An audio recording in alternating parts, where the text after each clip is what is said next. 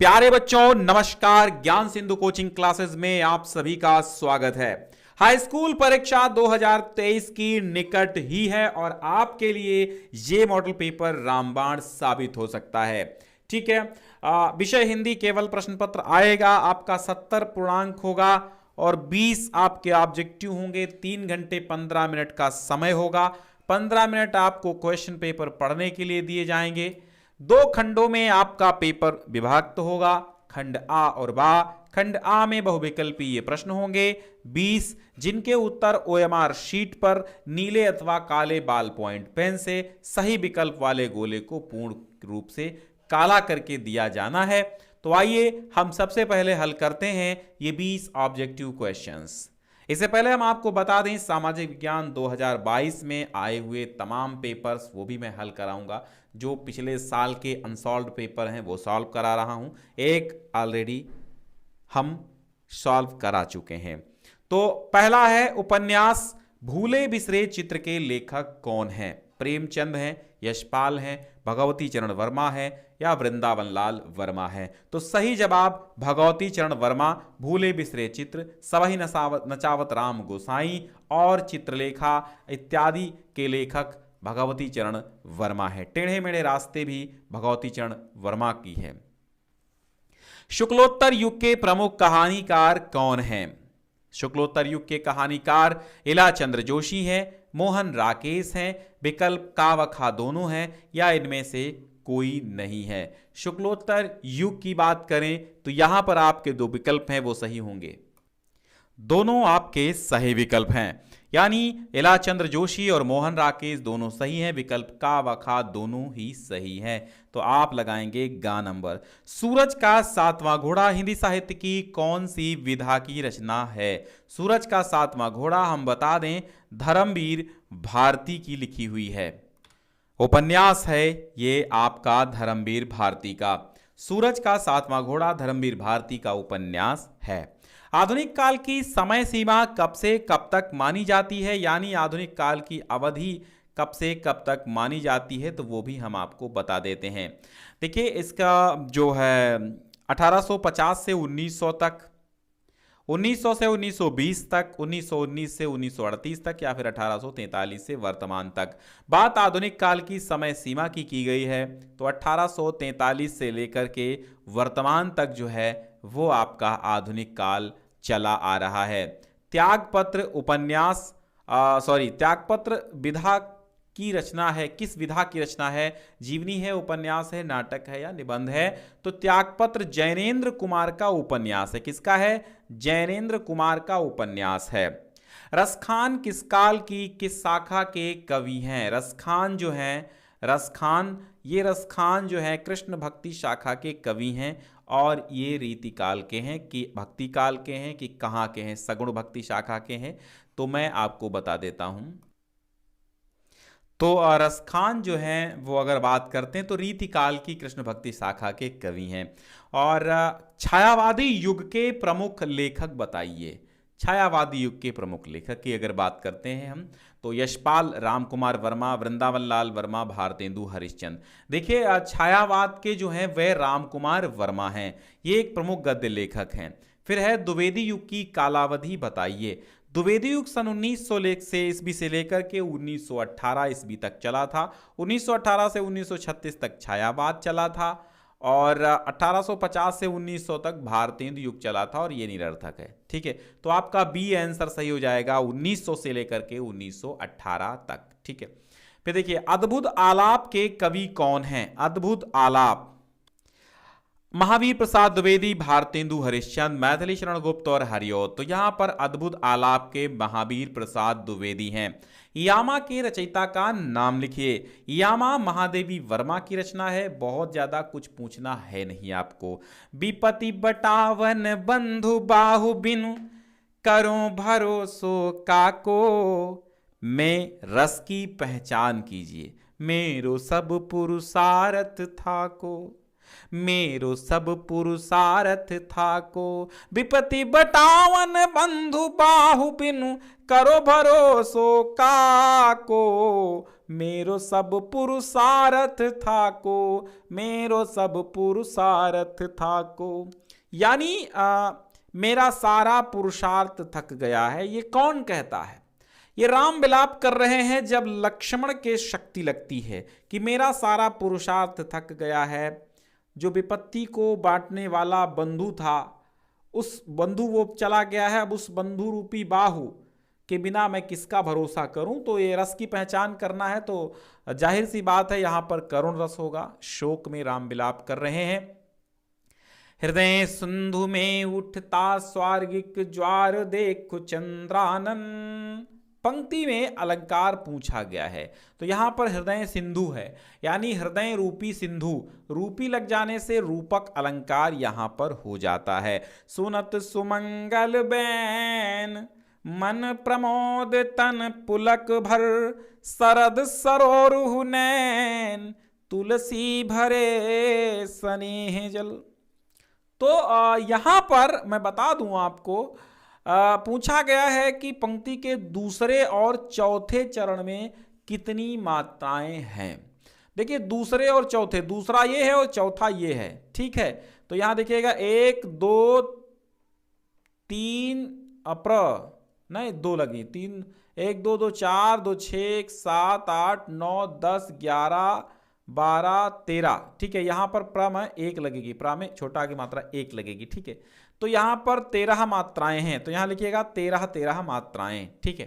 अध्यक्ष शब्द में प्रयुक्त उपसर्ग कौन सा है? अधिधन अक्षः अध्यक्षः, तो घा लगा लीजिए अध्यक्ष।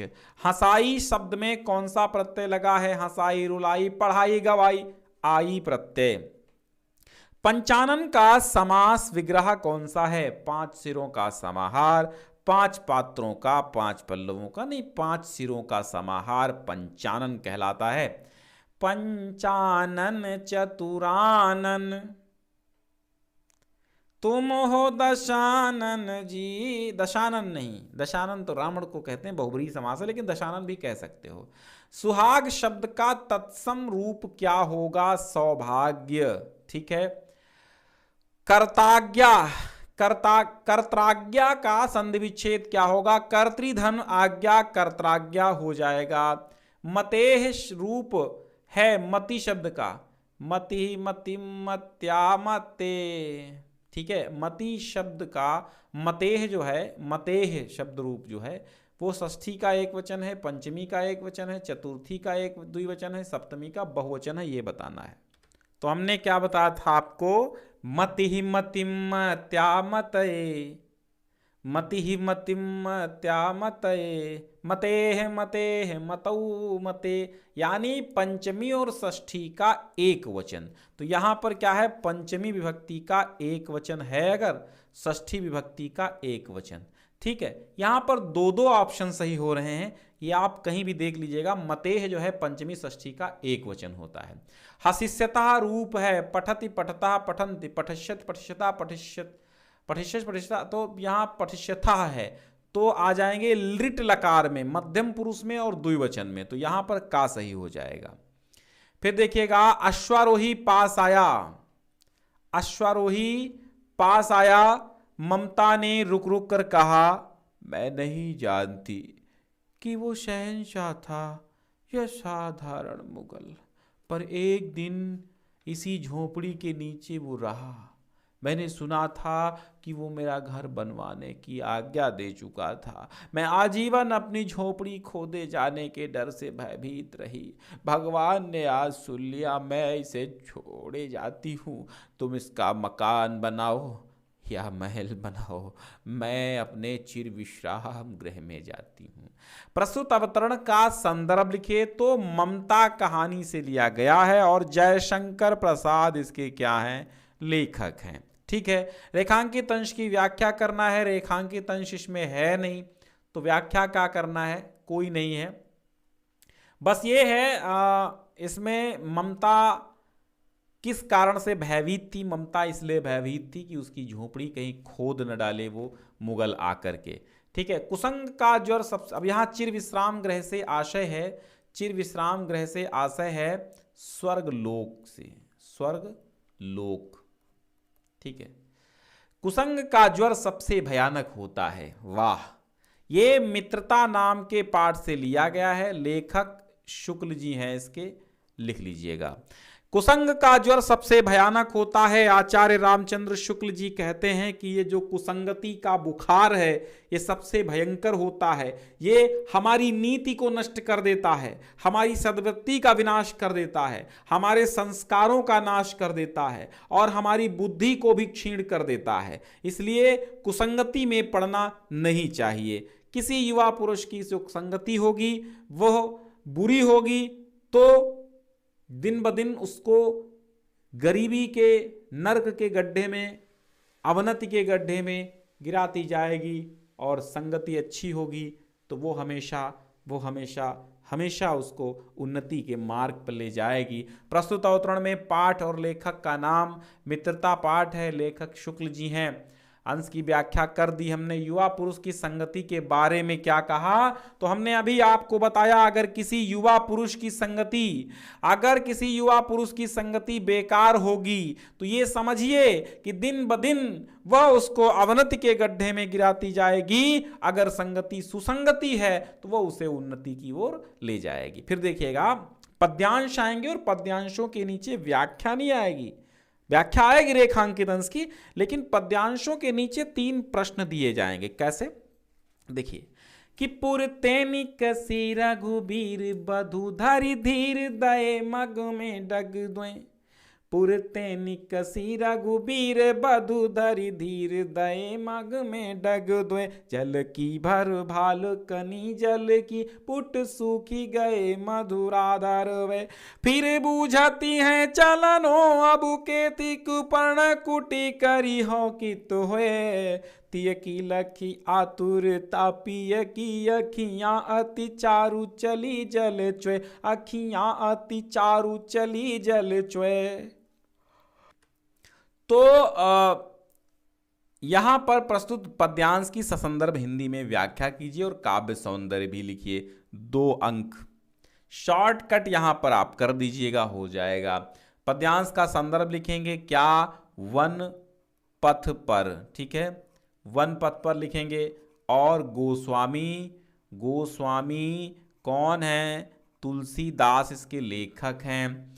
फिर आप व्याख्या करेंगे कि अयोध्या पुरी से जब रघुबीर बधू अर्थात सीता जी निकलती हैं तो धैर्य पूर्वक मार्ग में 2 कदम चली तो उनके भाल पर माथे पर पसीने की बूंदें झलक आईं और उनके दोनों पुट संपुट सूख गए, जो मधुर मधुर उनके दोनों होंठ थे वे सूख गए। फिर पूछती हैं कि अब कितना चलना है और पर्णकुटी कहाँ पर बनाओगे। तो स्त्री की आतुरता को, व्याकुलता को देखकर पिया श्री राम की आंखें जो अत्यधिक सुंदर थीं वो जलमग्न हो गईं। काव्य सौंदर्य लिखेगा, रस कौन सा है, रस श्रृंगार है। छंद आपका सवैया है। अलंकार आपका कौन सा है, अलंकार इसमें देखिएगा तो अखियां अति में आपका अनुप्रास है, चारुचली में आपका अनुप्रास अलंकार है, धरि धीर में आपका अनुप्रास अलंकार है, ठीक है। और वीर बधू में भी अनुप्रास अलंकार है, अगर अलग अलग कर देते हैं तो अनुप्रास अलंकार है यहाँ पर। भाषा कौन सी है, भाषा आपकी ब्रज है। और फिर जो है पूछा गया है किस कारण सीता जी के माथे पर पसीना आ रहा था और होंठ सूख गए थे। 2 कदम वन मार्ग पर चलने के कारण उनके माथे पे पसीना भी आ गया था और उनके दोनों पुट जो हैं वो सूख भी गए थे। श्री राम के नेत्रों में आंसू क्यों बहने लगे, सीता जी की व्याकुलता को देख करके, ठीक है। मेरे जीवन का आज मेरे जीवन का आज मूक तेरी छाया से हो मिलाप, तनु तेरी साधकता छूले मन ले करुणा की था नाप, उर्मे पावस दृग में विहानु, हे चिर महानु, हे चिर महानु, हे चिर महानु, हे चिर महानु, हे चिर महानु, हे चिर महानु, हे चिर महानु, हे चिर महानु। मेरे जीवन का आज मूक तेरी छाया से हो मिलाप, तन तेरी साधकता छूले, मन ले करुणा की थाह नाप। उर्मे पावस दृग में विहानु, हे चिर महानु, हे चिर महानु, हे चिर महानु, हे चिर महानु। कि मेरे जीवन का आज शांत रूप से बिल्कुल चुपचाप आपकी छाया से मिलन हो जाए, हे पर्वतराज हिमालय। तुम्हारी साधकता को मेरा शरीर भी छू ले, स्पर्श कर ले, अर्थात जैसी साधकता तुम में है मेरे शरीर में भी आ जाए। मेरा मन तुम्हारी करुणा की, तुम्हारी दया की गहराई को माप ले और तुम्हारे हृदय में पावस, तुम्हारी तरह ही मेरे हृदय में पावस हो, यानी किसी के लिए द्रवीभूत हो जाए, और तुम्हारे द्रगों की तरह मेरे आंखों में भी विहान हो, सवेरा हो। प्रस्तुत पद्यांश की संदर्भ से व्याख्या हमने बता दी। कवयित्री अपने जीवन को हिमालय के समान जीना चाहती हैं। इस कथन से क्या तात्पर्य है? इस कथन से तात्पर्य है कि जिस प्रकार चिरमहान हिमालय है, सदियों से वो एक दबे कुचले दलितों की आवाज बना हुआ है, दबे कुचले दलितों को भी अपने हृदय स्थल पर सहारा देता है। इसी प्रकार कवयित्री महादेवी वर्मा भी कहती हैं कि हम भी हिमालय की तरह, जैसे तू साधना में मग्न है वैसे मैं तेरी तरह साधना में मग्न हो जाऊं। कवयित्री ने क्या कामना व्यक्त की है? कवयित्री ने कामना व्यक्त की है बिल्कुल कि मेरे जीवन का आपकी छाया से मिलन हो जाए, यानी बिल्कुल हमारा जीवन भी इस चिर महान हिमालय की भांति हो जाए, ऐसी कामना व्यक्त की है। और फिर आपका 5 नंबर में, जो कि कभी 3 नंबर में आता था पिछले वर्षों में, इस बार 5 नंबर में आपका जीवन परिचय आना है। सारे जीवन परिचय करा चुके हैं, शॉर्टकट कैसे लिखना है वो भी बता चुके हैं। निम्न कवियों में से किसी एक कवि का आपको जीवन परिचय देते हो, उनकी एक एक रचना का नाम लिखना है। तो कवियों के सारे जीवन परिचय करा चुके हैं। अब संस्कृत का एक गद्यांश आएगा, एक पद्यांश आएगा, एक करना होगा। 2-2 आएंगे, एक करना होगा। 5 नंबर यहां पर भी मिलेंगे, 2 नंबर का आपका संदर्भ होगा। एषा नगरी भारतीय संस्कृते संस्कृत भाषायाश्च केंद्रम स्थली, यानी अगर हम जो पेपर करा रहे हैं वही कर लीजिए तो भी आपको कल्याण हो ही जाएगा। 70 में 65 तो आ ही जाएंगे, वही करिए कम से कम, है ना। ऐशा माने यह, नगरी माने नगरी, भारतीय संस्कृति माने भारतीय संस्कृति की, संस्कृत भाषा चा और संस्कृत भाषा की केंद्र स्थली है। अस्ति माने है, इतेव संस्कृत वाङ्मय संस्कृतेश्च आलोका, इतेव माने यहीं से संस्कृत साहित्य का और संस्कृति का आलोक माने उजाला, प्रकाश सर्वत्र प्रसृता, सही सब जगह फैला है। मुगल युवराज दाराशिको, हा मुगल युवराज दाराशिको, अत्र माने यहाँ, आगत्य माने आकर के, यहाँ आकर के। मुगल युवराज दाराशिको ने यहाँ आकर के भारतीय दर्शन शास्त्राणाम, भारतीय दर्शन शास्त्रों का अध्ययनम अकरोत, अध्ययन किया। सा माने वह, उन्होंने वह, तेषाम माने उनके, ज्ञानेन माने ज्ञान से, तथा माने ऐसा, यानी इतना, प्रभाविता माने प्रभावित, अभवत माने हुआ, यत माने की, तेन माने उसने, उपनिषदाम माने उपनिषदों का, अनुवादा माने अनुवाद, पारसी भाषायाम कारिता, फारसी भाषा में कराया। मुगल युवराज दारासी को यहाँ आकर के भारतीय शास्त्रों का, भारतीय दर्शन शास्त्रों का अध्ययन किया और वह उसके ज्ञान से इतना प्रभावित हुआ कि उसने उपनिषदों का अनुवाद फारसी भाषा में कराया। एकदा बहवा जना धूम्यानम, एक बार, एकदा माने एक बार है, once upon a time now, ठीक है। एकदा माने एक बार, बहवा माने बहुत से, जना माने लोग, धूमयानम माने रेलगाड़ी पर, आरोही माने चढ़ करके, नगरम माने नगर की, प्रति माने और, गच्छन्ति माने जा रहे, इस माने थे, तेसु माने उनमें से, यानी एक बार बहुत से लोग रेलगाड़ी में चढ़कर नगर की ओर यानी शहर की ओर जा रहे थे। तेसु कंचित ग्रामीणा, उनमें से कुछ ग्रामीण, केचिच्च नागरिका, और कुछ नागरिक यानी शहरी आसन माने थे।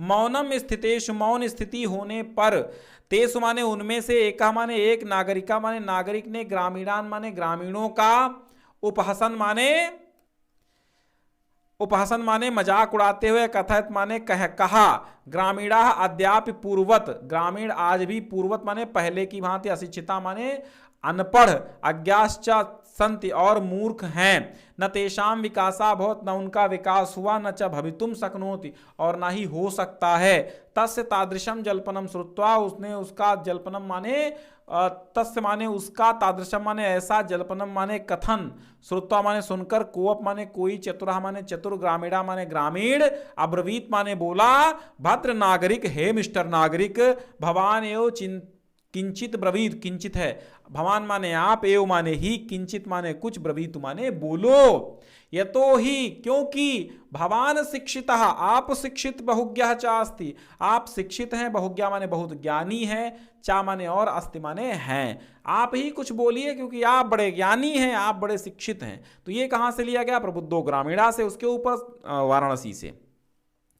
फिर संस्कृत पद्यांश आएगा, उनमें से एक श्लोक का आपको 5 नंबर में ये भी आएगा, 2 नंबर का संदर्भ होगा, ठीक है, 3 नंबर का अनुवाद होगा।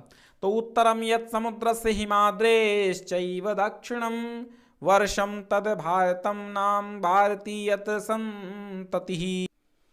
उत्तरम यत् समुद्रस्य, समुद्र के उत्तर में है जो, ठीक है, यत माने जो, उत्तरम माने उत्तर में है, समुद्र से माने समुद्र के उत्तर में है जो, हिमाद्रे च एव दक्षिणम और दक्षिण में है जो, हिमाद्रय माने हिमालय के, और जो हिमालय के दक्षिण में है और समुद्र के उत्तर में है, कि दक्षिण में रखवाली, उत्तर में रखवाली करता पर्वत राज विराट है, दक्षिण में चरणों को धोता सागर का सम्राट है, उत्तर में रखवाली करता पर्वत राज विराट है, दक्षिण में चरणों को धोता सागर का सम्राट है, जमुना जी के तट को देखो गंगा का ये घाट है,